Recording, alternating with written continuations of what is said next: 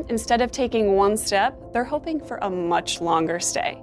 It's been 50 years since Neil Armstrong took that fateful step, pronouncing those 10 words that changed the history of spaceflight. One small step for man, one giant leap for mankind. But since the final Apollo mission in 1972, there's been a hold on lunar exploration until recently. In 2019, NASA announced its plans to return to the moon with the exciting news of sending the first woman and man to the moon's south pole by 2024. The lunar program also got a new moniker, Artemis, after the Greek goddess of the moon, and fittingly, Apollo's twin sister. Reaching the moon by 2024 is of course an idealized timeline and is heavily dependent on funding. The new Artemis mission is estimated to cost $20 to $30 billion over the next 5 years. To fast-track the effort, the White House has requested an additional $1.6 billion, but that's yet to be confirmed. Cost aside, with the successful test of the Orion capsule in early July, NASA may just be one step closer to returning to the moon. The Orion spacecraft is built to carry crew members beyond low Earth orbit.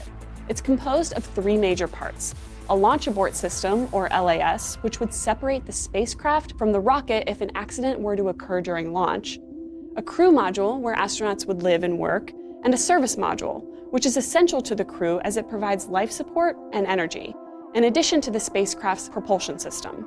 Ensuring the functionality of each of these components is crucial for the survival of the astronauts.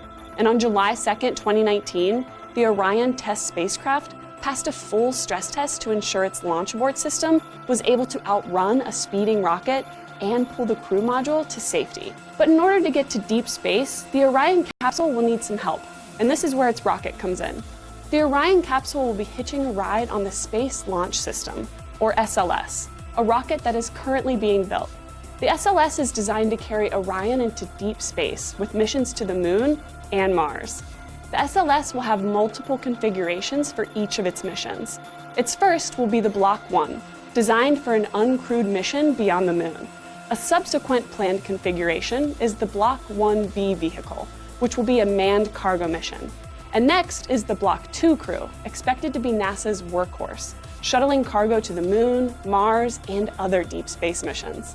And it's with the Artemis 1 mission that the world's most powerful rocket will take its first test, making it the first integrated flight of Orion and the SLS. Standing at roughly 98 meters and weighing around 2,600 metric tons, the SLS Block 1 will generate 39,144 kilonewtons of thrust at liftoff. That's about 15% more power than the Saturn V rocket. It will be able to carry more than 26 metric tons of cargo to orbits beyond the moon, with later upgrades hoping to shuttle at least 45 metric tons. Once the SLS is completed, NASA says it will be the only rocket with the power necessary to carry astronauts and payloads beyond Earth's orbit and into deep space. Now that we have the capsule and the rocket covered, the last piece of the puzzle is the deep space outpost called the Gateway, and it's a key element to landing astronauts on the lunar surface. Located roughly 400,000 kilometers away from Earth, the Gateway will be a small space station that will orbit the moon, allowing for the Orion spacecraft to dock, where it will serve as a base for astronauts to conduct scientific experiments, expeditions, and get accustomed to living in deep space. Crew members will visit the Gateway at least once a year for up to 3 months at a time. And unlike the International Space Station, which is the size of a 6-bedroom house, the Gateway's interior will only be the size of a small studio apartment. In order to visit the lunar surface, astronauts would take a reusable lunar landing system down to the surface to explore, and NASA is looking to the commercial sector to fulfill this need. The system would need to include elements for descent, ascent, transfer, refueling, and a surface suit. As for the construction of the Gateway, plans are already underway. NASA hopes to send up large portions of the spaceship for automatic assembly on roughly 6 rocket launches, which is a steal considering that it took 34 launches to build the ISS. So you're probably wondering when Artemis will take flight.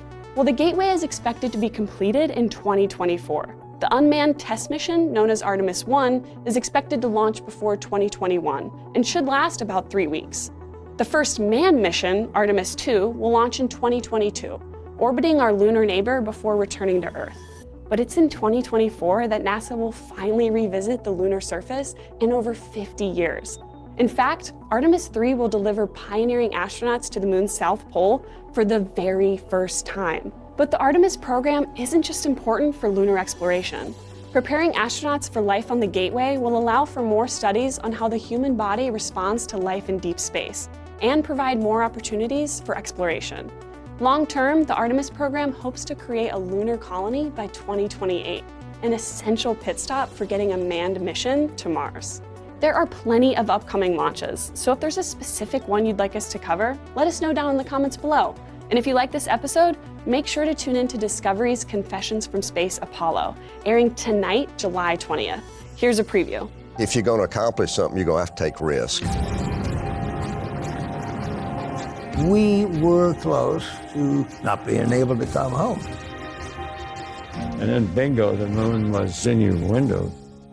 John Young told me, don't touch this handle, I'm the driver. Yeah. I just look in awe at this incredibly beautiful planet. It's one small step for man, one giant leap